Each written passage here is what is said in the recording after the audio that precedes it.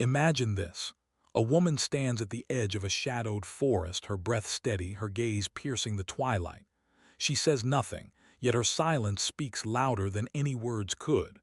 A man watches her, captivated, drawn into the mystery of her quiet strength. Why does her silence hold such power over him? Why does it stir something ancient, unspoken in the depths of his soul? This is no mere absence of sound. It is a force, a mirror reflecting his unspoken desires, his fears, his unclaimed shadows. In the realm of Carl Jung's wisdom, a woman's silence is not just restraint. It is a sacred act, a portal to the unconscious where truths about attraction, obsession, and the dance of masculine and feminine energies collide. The first forbidden truth unveils itself here. A man's obsession with a woman's silence is not about her, but about the void within him. Jung would call this the anima, the feminine archetype buried in the male psyche, a projection of his unintegrated self. When a woman holds her words, she becomes a canvas for his projections, a vessel for the emotions he cannot name. Her silence is a mirror, and in it, he sees not her but the parts of himself he has yet to confront. The Stoics, too, would nod in agreement. Seneca might whisper that true power lies in mastering what one does not say, for in silence, one controls the narrative. A woman who chooses silence wields a quiet sovereignty, forcing a man to face his own chaos without the crutch of her voice to guide him. Consider the archetype of the muse, that eternal feminine figure who inspires yet remains elusive. Her silence is not passive. It is deliberate, a refusal to fill the space with noise that would dilute her essence. In modern psychology, this aligns with the concept of emotional containment, holding space for one's own truth without succumbing to the urge to explain or justify. When a woman embraces this, she steps into her power, embodying the Jungian process of individuation. She becomes whole, not by speaking her worth but by living it. And this, dear viewer, is where the obsession begins. Have you ever noticed how a man's gaze lingers when you choose not to speak? How his curiosity deepens when you refuse to unravel your mystery? That is the alchemy of silence. It draws him into the labyrinth of his own soul. Yet this dance is not without its shadows. The second truth emerges. A man's obsession with a woman's silence often stems from his fear of her voice. Jung's concept of the shadow, the hidden, rejected parts of the self, looms large here. A woman's voice, when unleashed, carries the weight of her truth, her desires, her boundaries. It is a force that can shatter the fragile ego of a man unaccustomed to facing his own vulnerabilities. Her silence, then, becomes a safe harbor for his projections, a space where he can imagine her as he wishes her to be, without the risk of her words challenging his control. Marcus Aurelius would remind us that we cannot control another's perception, only our own response. A woman who knows this does not shrink into silence to appease. She chooses it to protect her sacred inner world. This choice is not about manipulation but about discernment. Silence, when wielded consciously, is a stoic act of self-mastery. It is the refusal to react, to fill the void with explanations that diminish one's worth. In the modern lens of trauma psychology, silence can be a reclaiming of agency, a way to break free from patterns of people-pleasing or over-explaining rooted in past wounds. When you, dear viewer, hold your silence, you are not hiding, you are choosing. You are saying, without words, that your inner world is yours to guard, yours to share only when it aligns with your truth. And this is what unsettles him, what draws him closer. He senses the depth beneath your quiet, the untamed wilderness of a soul that does not bend to external demands. The third truth whispers of the masculine unconscious, where the anima dances with the hero archetype. A man, in his quest for meaning, often seeks a woman's silence as a challenge, a call to prove himself worthy of her voice. Her quiet becomes a riddle, a test of his own depth. Will he rise to meet her, or will he project his insecurities onto her stillness? This is where the interplay of attraction and obsession becomes a mirror for growth or stagnation. A woman's silence, then, is not just a personal act. It is a catalyst, a spark that ignites transformation or reveals the limits of his courage. The dance of silence continues, a delicate interplay of shadow and light where the unspoken becomes a language of its own. A woman's quiet is not merely an absence. It is a presence, a force that ripples through the air, stirring the depths of a man's psyche. In the Jungian lens, this silence is a gateway to the unconscious, where the anima and animus, the feminine and masculine energies within, collide and converse. The fourth forbidden truth emerges here, a man's obsessio. In with a woman's silence is a longing for connection with his own unclaimed feminine. Her stillness becomes a mirror for the parts of himself he has suppressed, the softness he fears, the vulnerability he cannot yet embrace. When she holds her words, she holds space for this inner dialogue, and he is drawn to her not for who she is, but for who he might become in her presence. This dynamic is not without its tension. The Stoics, with their unyielding focus on self-mastery, would see silence as a discipline, a choice to remain centered amid external chaos. Epictetus might counsel that a woman's power lies in what she controls, her reactions, her words, her inner peace. By choosing silence, she refuses to be pulled into the storm of another's expectations. She becomes a lighthouse, steady and unyielding, while the waves of his need crash against her shores. Yet this choice demands courage.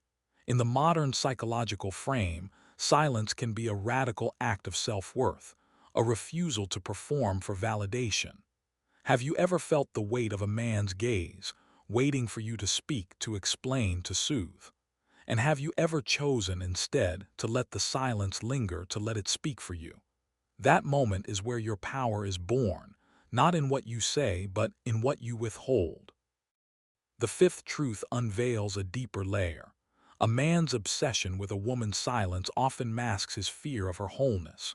Jung's concept of individuation, the journey toward integrating all parts of the self, reveals why this is so. A woman who embraces her silence is a woman who has begun to claim her inner world, to weave together her light and shadow into a tapestry of authenticity. This wholeness is magnetic, but it is also intimidating. It challenges the man who seeks to define her, to mold her into a projection of his desires. Her silence says, "I am enough," and that declaration, unspoken, reverberates in his soul. It forces him to confront his own fragmentation, his own unhealed wounds. Will he rise to meet her, or will he recoil from the mirror she holds? This interplay is not merely personal, it is archetypal. The silent woman embodies the wise woman, the crone, the goddess, figures who need no words to command reverence.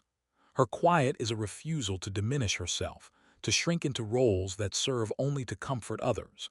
In trauma psychology, this silence can be a reclaiming of boundaries, a way to protect the self from those who demand too much. It is a declaration of sovereignty, a refusal to let past wounds dictate present choices. When you, dear viewer, choose silence over explanation, you are not hiding. You are honoring the sacredness of your own voice. You are saying without words that your truth is yours to share, not his to demand. And in that choice, you become a force, a mystery that draws him into the unknown. Yet this mystery is not without its risks. The sixth truth reveals the shadow side of obsession. A man's fixation on a woman's silence can become a battle for control. Jung's shadow work teaches that what we resist in ourselves, we project onto others. A man who cannot face his own silence, his own unexamined depths, may see her quiet as a challenge to conquer, a puzzle to solve. He may press harder, demand more, seek to unravel her mystery to prove his dominance. But a woman grounded in her own center knows this game. She knows that her silence is not a weapon, but a shield. Seneca would remind her that true freedom lies in detachment from others' expectations. By refusing to react, she disarms his need for control, leaving him to face his own restless heart. This dance of silence and obsession is a call to both man and woman to look within. For her, it is an invitation to embody her power, to trust the strength of her unspoken truth. For him, it is a mirror, reflecting the work he has yet to do. The silent woman in her stillness becomes a catalyst for transformation, a reminder that true connection begins not in words, but in the courage to face the self. The silent woman stands as a paradox, her quiet a canvas for both reverence and unrest. In the Jungian framework, her silence is a crucible, forging a space where the masculine and feminine archetypes wrestle for harmony. The seventh forbidden truth unveils itself here. A man's obsession with a woman's silence is not merely a personal fixation, but a collective yearning for the sacred feminine, lost in a world that often drowns her voice. Her stillness becomes a rebellion against the noise of expectation, a reclamation of the divine within her. Jung would see this as the anima's call, beckoning the man to integrate the feminine wisdom he has long exiled. Yet this truth carries a weight for both. The woman must wield her silence with intention, and the man must face the mirror it holds. Her silence is not an invitation to be solved. It is a boundary, a sacred line drawn in the sand. In the Stoic philosophy of Marcus Aurelius, one finds resonance. True strength lies in focusing on what is within one's control, emotions, choices, presence. A woman who chooses silence is not retreating. She is anchoring herself in her own truth, refusing to let external demands dictate her worth. This act of self-possession is magnetic, yet it unsettles. It challenges the man who seeks to define her, to fill her silence with his own narrative. In modern psychology, this aligns with the concept of differentiation, the ability to maintain one's sense of self while in relationship with another. When you, dear viewer, hold your silence, you are not withholding love. You are offering a gift, the chance for him to meet you as an equal, not as a projection of his desires. This dynamic is a dance of power, but not the power of dominance. It is the power of presence, of knowing oneself so deeply that no external validation is required. The silent woman embodies the archetype of the high priestess, the keeper of mysteries who speaks only when the moment demands it. Her quiet is a sanctuary, a space where she communes with her own soul, untethered from the need to perform. Jung's concept of the shadow reminds us that this silence can provoke discomfort, for it forces both the man and the woman to confront what lies hidden.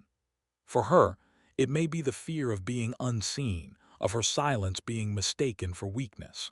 For him, it is the fear of his own inadequacy, of not being enough to earn her voice. Yet, in this tension lies the potential for growth, for a connection that transcends the superficial. Consider the modern lens of trauma psychology. Silence can be a reclaiming of agency, a way to heal from patterns of overgiving or seeking approval. When a woman chooses silence, she is rewriting the script of her worth, declaring that she is enough without explanation. Have you ever felt the urge to fill the quiet with words, to ease the discomfort of another? And have you ever resisted, letting the silence stretch like a river between you? In that moment, you step into your power, not because you've won a battle, but because you've chosen yourself. This choice reverberates, stirring the man's soul, drawing him into the mystery of your depth. He may not understand it, but he feels it, the pull of a woman who knows her own value. Yet this truth carries a caution. Silence, when misused, can become a wall rather than a bridge. The Stoics would warn against letting silence fester into resentment or manipulation. True silence is not a punishment. It is a gift, an invitation to authenticity. A woman who wields it consciously does so not to control, but to create space for truth to emerge. She knows that her silence is not about him. It is about her. It is about honoring the sacredness of her inner world, about refusing to let it be diminished by the demands of another. In this, she becomes a beacon, a reminder that true connection begins in the quiet spaces where masks fall away. As the dance of silence unfolds, it reveals a deeper truth. The man's obsession is not with the woman herself, but with the possibility she represents. Her silence is a mirror for his own unclaimed potential, a call to integrate the fragmented parts of his soul. For the woman, it is a path to individuation, a journey toward wholeness that requires no external applause. She stands in her silence, not as a mystery to be solved, but as a force to be respected. And in that space, both are invited to grow, to shed the projections and fears that bind them, and to meet each other as equals in the sacred quiet of truth.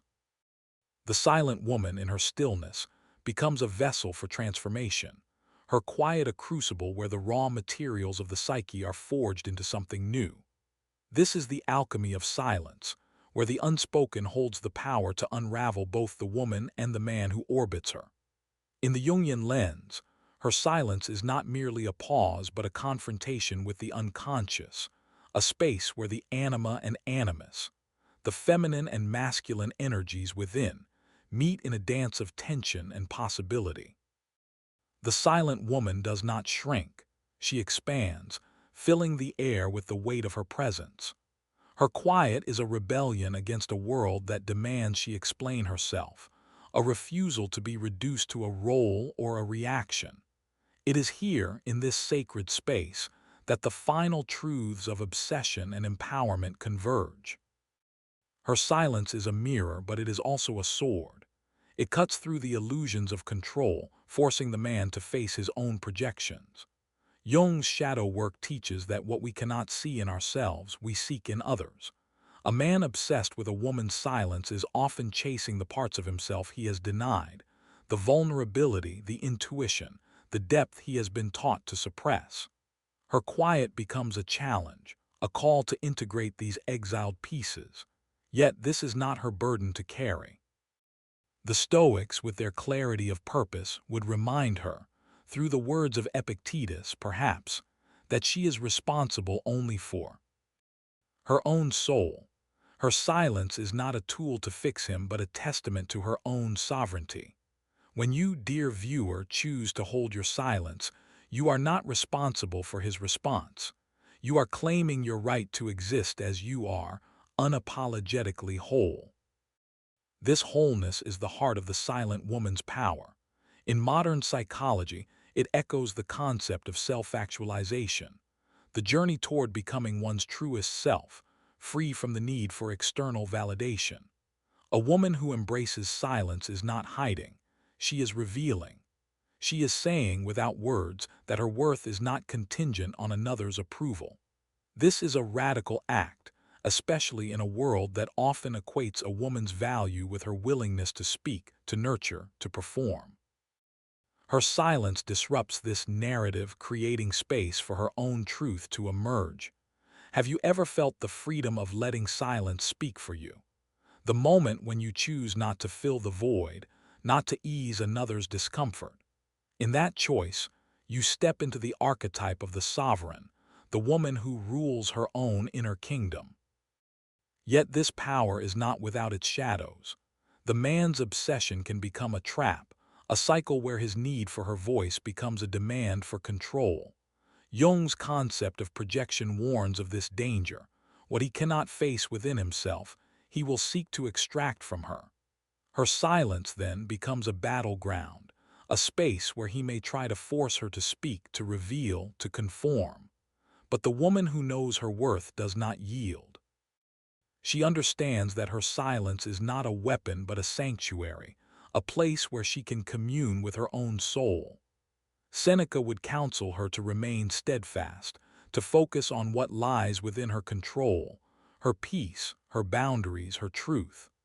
By holding her silence, She disarms his need for dominance, inviting him to face his own reflection. This invitation is the gift of the silent woman.